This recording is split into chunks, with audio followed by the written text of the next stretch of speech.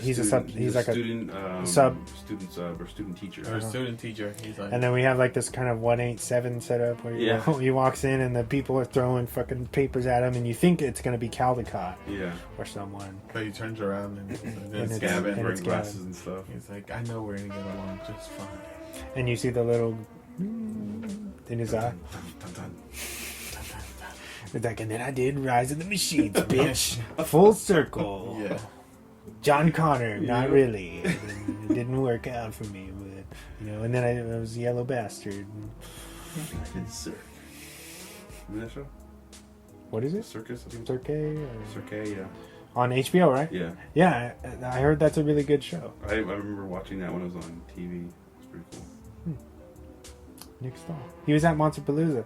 Was he? This last one, and I was right next to him, and I didn't have the guts to say anything, man. I just sucked in machines. Dude, disturbing behavior, bro. And he's like, I don't even remember. I was high. I don't know. Bully, bro. Bully. Bully, you were the shitty bully, man. Fuck yeah. Sin City, bitch. Just killed it in reindeer game. Just kidding. No, Nick Stahl's cool, man. I wish he was doing more stuff. Maybe he is. I just haven't heard anything recently. But On the radar. and that wraps up this That's the movie. film. 2 hours. Do we have Swan facts, huh? Yeah, and I have an interview, and we're running a little long, but that's okay. I'd rather have too much than not enough. I know. Yeah. Swan facts.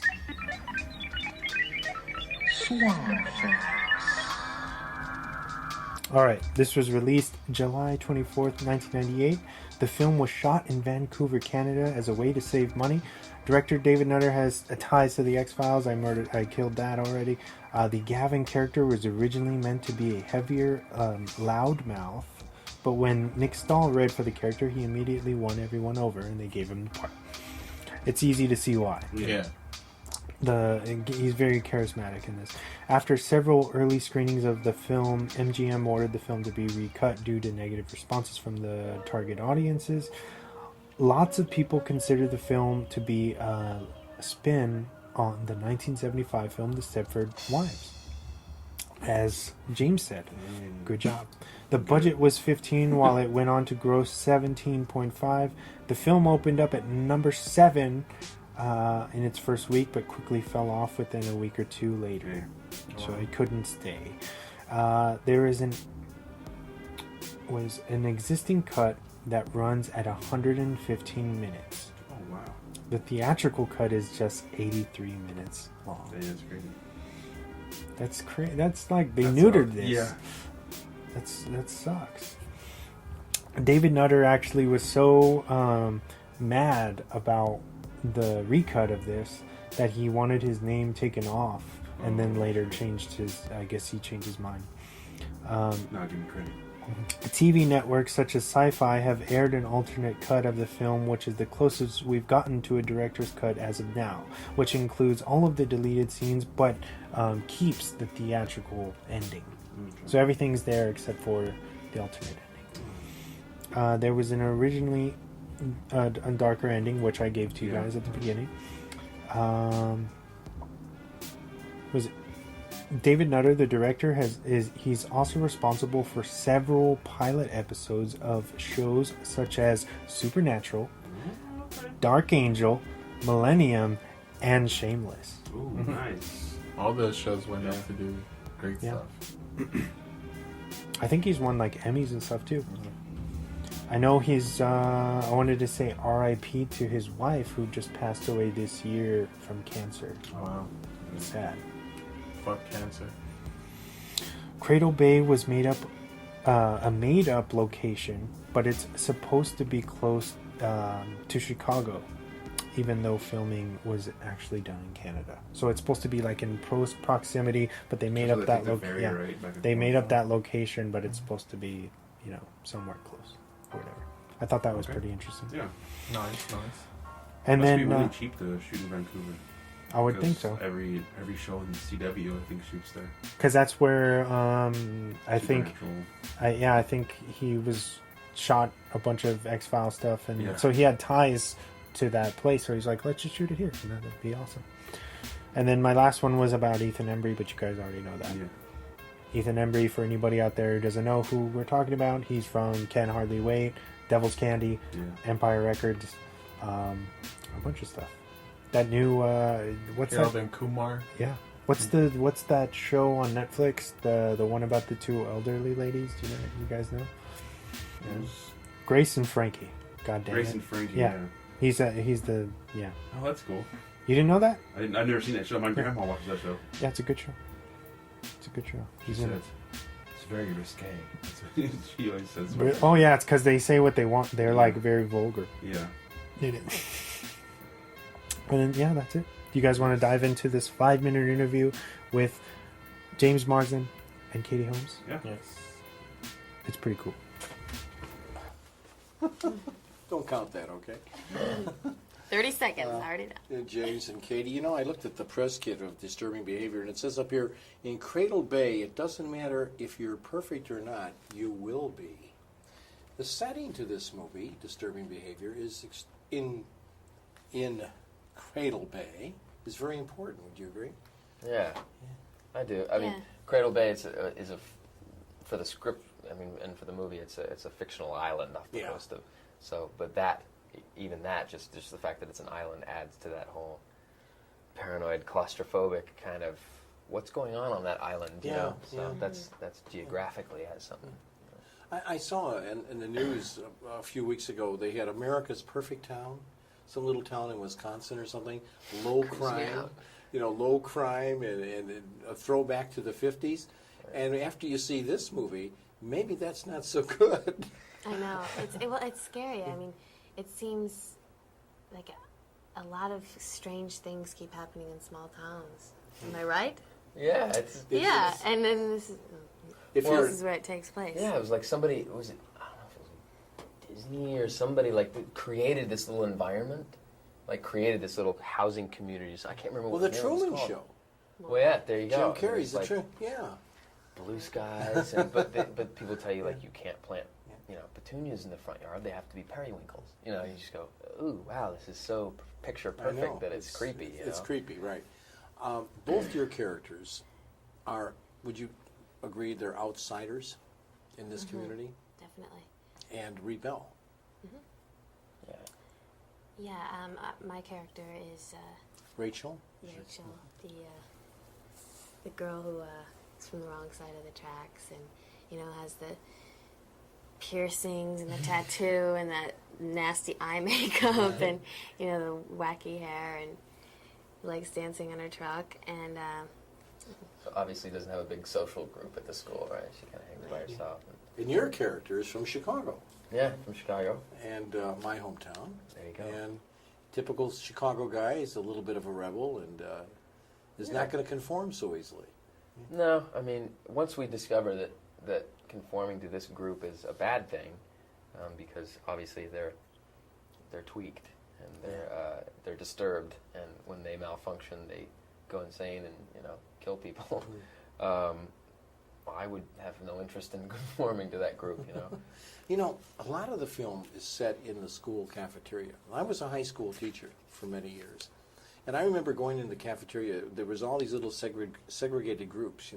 In Arizona, there's the cowboys, there's the blacks, there's the jocks. Right. Do you know what I mean? Mm-hmm. And I think the film really points that out about how really stupid that is.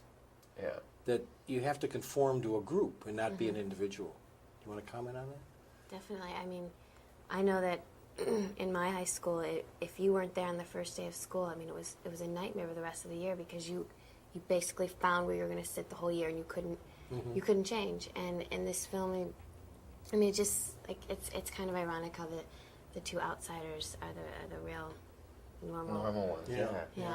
And I don't know. It's everyone in the town thinks you're abnormal, but you really are the normal ones, right? Exactly. Right.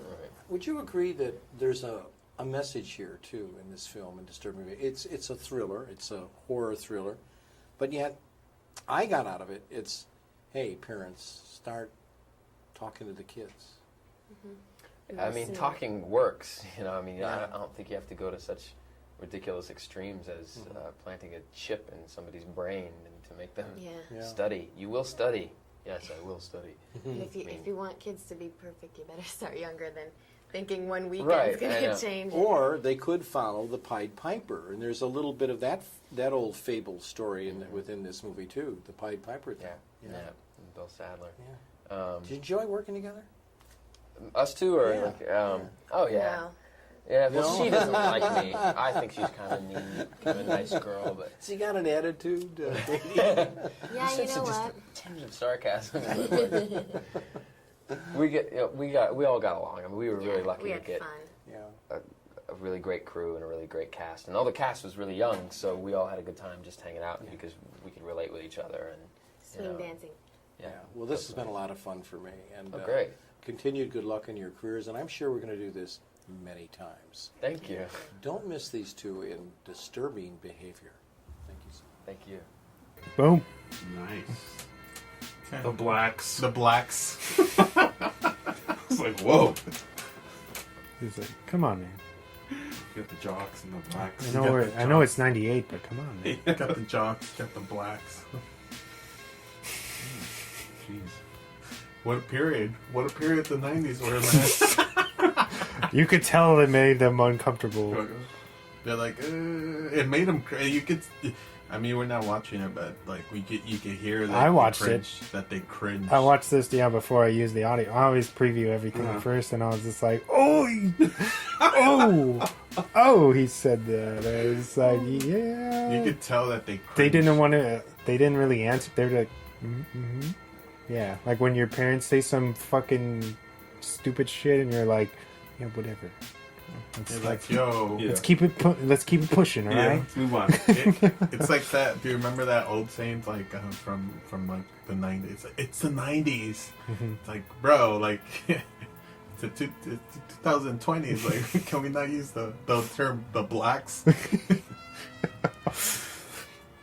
man, that was funny. It was a good interview. Yeah. Thank you. I guess we can get out of here, right? Whose turn is it next week? I don't know. Is it mine? Yeah, it's yours. Alright. I was like, unless you want me to be mine again. I'm I don't mind. I don't mind it, bro. Gonna get you with a surprise movie that you guys probably wouldn't be expecting, but you actually mentioned it. Cats. Can't hardly wait. Oh, yes. yeah. Oh yeah. Damn, do you see how we marked out to that? I'm gonna watch that tonight. Yeah. And probably watch it again. Is it streaming?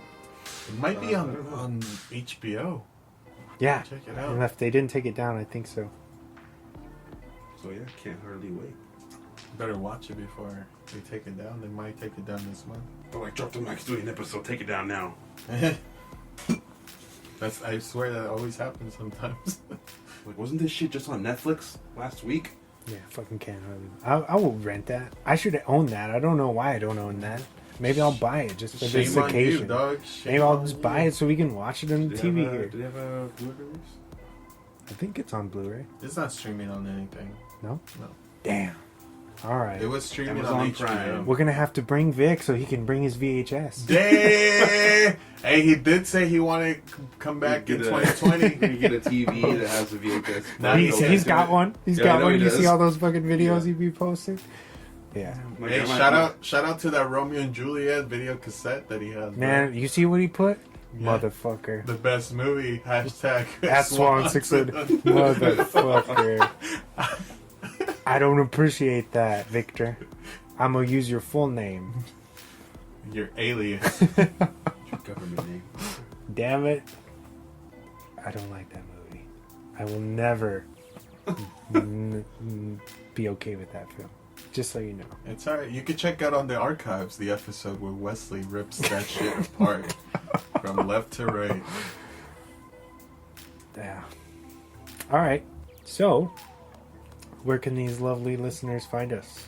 So we are on pretty much every single platform that does play podcasts, or wherever you can listen to podcasts. You can probably find us there, whether it's iHeartRadio, Spotify,